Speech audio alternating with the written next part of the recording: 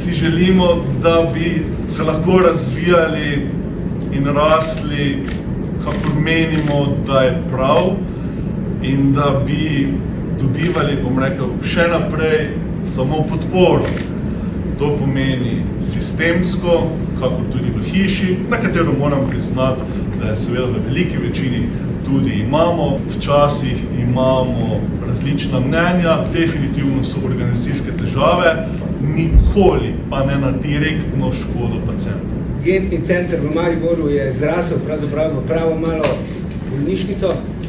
To pa govorim zaradi tega, ker če pogledamo, kako deluje urgenca znotraj Evropske unije, potem bomo videli veliko raznolikost.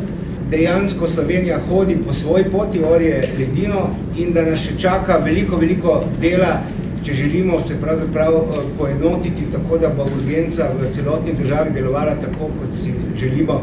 Moram reči, da v tem mojem 4-letnem mandatu smo imeli tudi kar nekaj problemov z problematiko urgentnega centra, ki pa se nikoli ni dotikala stroke.